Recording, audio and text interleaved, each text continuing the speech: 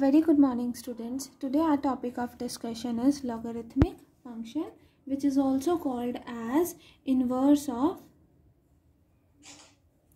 exponential function. Okay, students. Now let us proceed it. Let us consider the inverse function, or we can say logarithmic function log w of exponential function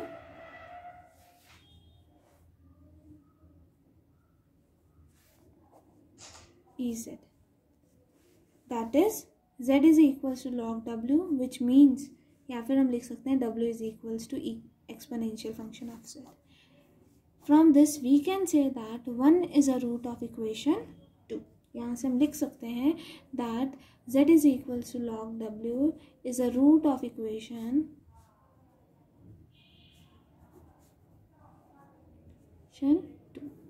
And we know that कि ये जो exponential function z है ये कभी भी zero नहीं होता. Means exponential of z is never zero. इसका मतलब log 0 इज नॉट डिफाइंड. ठीक है. Though we are dealing with complex numbers, तो हम यहाँ पर z को क्या कंसिडर करेंगे? Complex, that is x plus iota y, where x and y are real number. ठीक है students.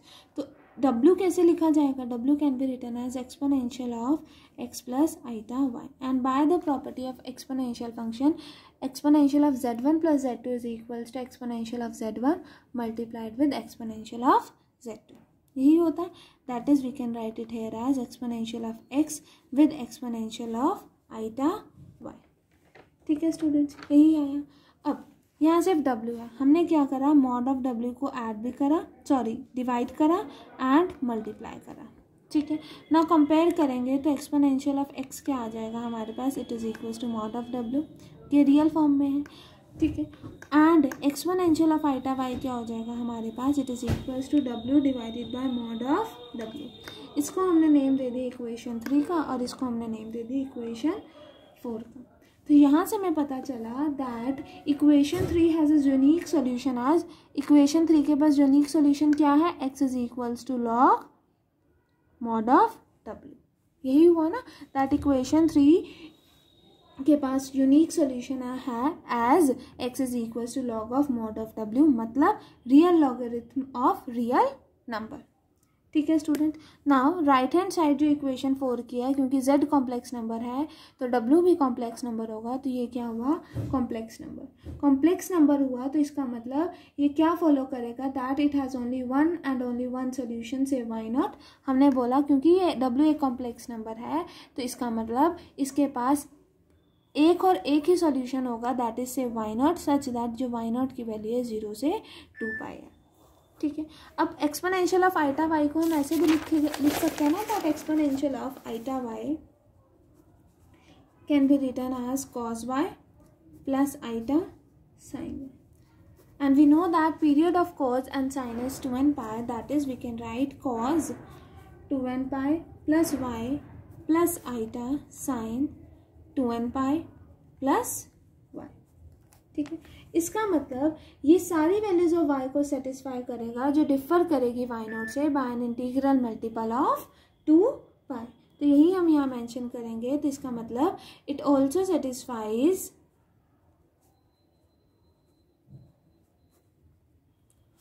All values of y that differ by y naught by an integral multiple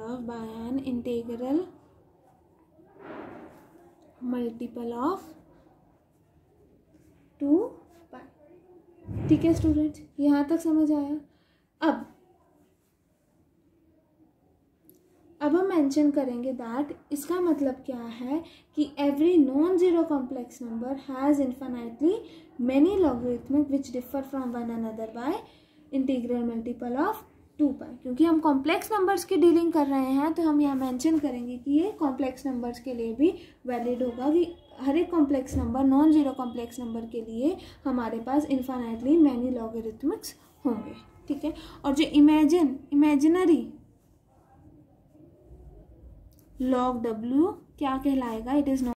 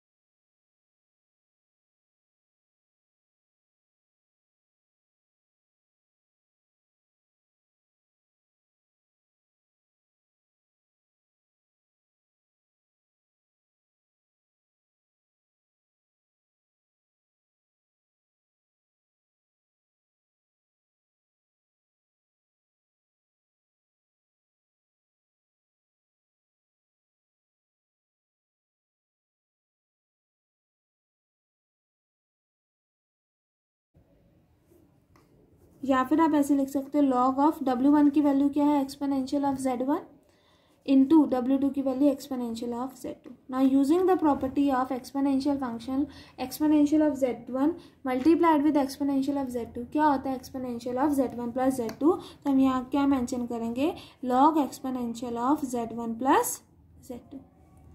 ठीक है स्टूडेंट्स, यहाँ तक समझ आया। नाउ यहाँ से क्या आ जाएगा, it is equals to Z1 plus Z2। Z1 क्या है, basically it is equals to log of W1 और Z2 क्या है हमारे पास, it is equals to log of W2 which means log of W1 plus log of W2 which is the property of logarithmic function. ठीक है students, next हमारे पास property क्या होती है, log of A by B क्या होता है, log of A minus log of B, यही होता है ना। तो इसको कंसिडर करो, let us consider log of W1 divided by log of W2.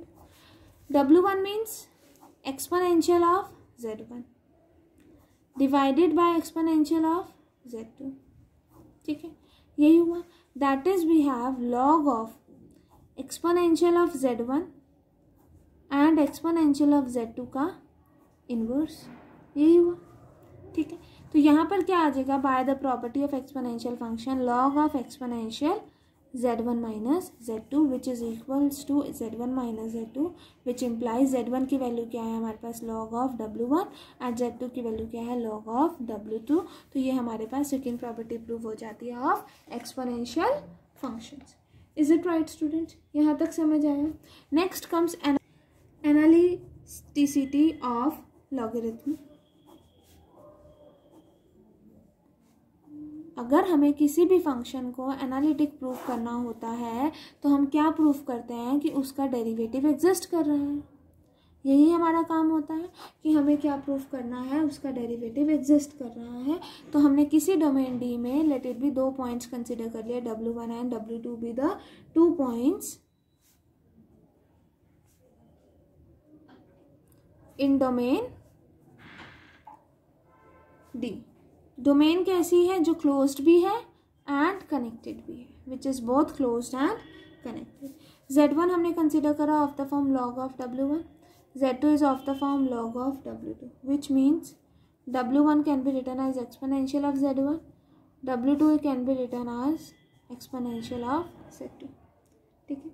Such that कि अगर Z2 अप्रोच करेगा W1 को, कब अप्रोच करेगा Z2 Z1 को, as W2 approaches to W1 along any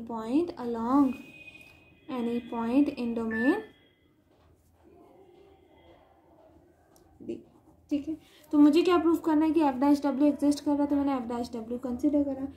by definition ये क्या होगा, limit of W1 approaches to W2, ठीक है, log of W1 minus log of W2 divided by W1 minus W2, क्योंकि मैंने फंक्शन यहाँ पर f ऑफ z वाली फॉर्म कर दिया हुआ, that is W1 minus W2 वाली फॉर्म पर, ठीक है। log of W1 किसके इक्वल है, Z1 के, तो which can be written as Z1 minus Z2 divided by, यहाँ पर क्या है W1, that is exponential of Z1 minus exponential of Z2, ठीक है। यहाँ पर लिमिट W1 से W2 थी जब हमने ये सारी टर्म W की फॉर्म में लिखी थी, अब लिमिट चेंज हो जाएगी फ्रॉम Z1 टू Z2, ठीक है students.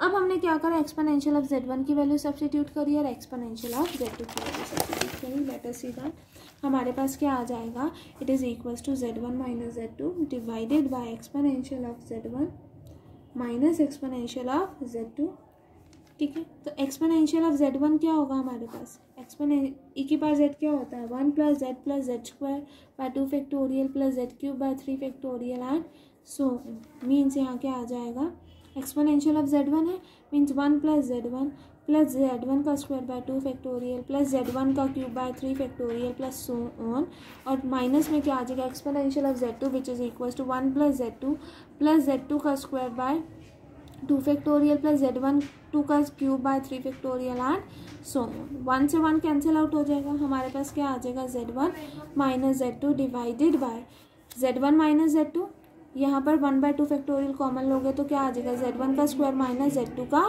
Square plus 1/3 factorial Z1 का क्यूब माइनस Z2 का क्यूब एंड सो ऑन, ठीक है स्टूडेंट्स।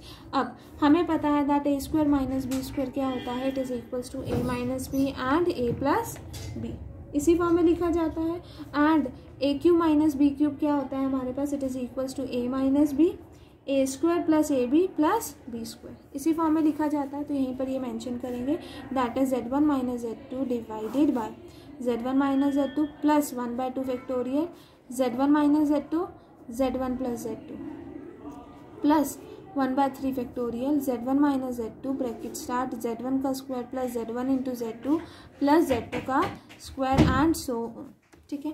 मीन्स हर एक टर्म में से Z1 माइनस Z2 कॉमन आ रहा है, that is we can write it here as Z1 minus Z2 divided by Z1 minus Z2 common लिया तो क्या आ जाएगा आपके पास, 1 plus Z1 plus Z2 divided by 2 factorial plus Z1 का square plus Z2 plus Z2 का square by 3 factorial and so on, ठीक है स्टूडेंट्स। अब यहाँ पर हमारे पास पीछे लिमिट अप्रोच हो रही थी ना, Z1 approaches to Z1 approaches to Z2, तो यहाँ पर सारी लिमिट्स भी अप्लाई करिए।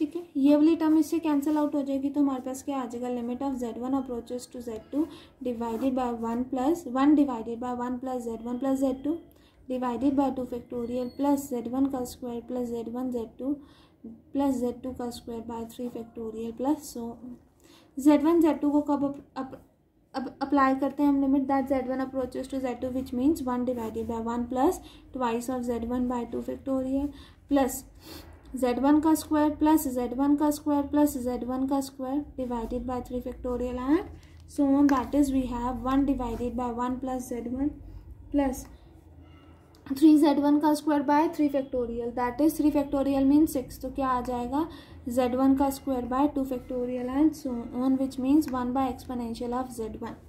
ठीक है, इतना आया हमारे पास। अब which implies that log w is an analytic function in domain D, और जो डेरिवेटिव होगा log w का वो क्या हो जाएगा 1 बाय w, क्योंकि एक्सपोनेंशियल ऑफ z क्या होता है, exponential of z1 is 1 by w1, exponential of z1 is w1। तो इसका मतलब हम मेंशन कर सकते हैं कि log ऑफ w क्या है, एक एनालिटिक फंक्शन है डोमेन डी में, और डेरिवेटिव ऑफ log w क्या होगा w, क्योंकि यहाँ पर हमने w1 w2 कंसिडर कर रखा था, डोमेन में से 2 पॉइंट्स थे, तो इन जनरल हमने लिख दिया है कि log w is an analytic function in D and derivative of log w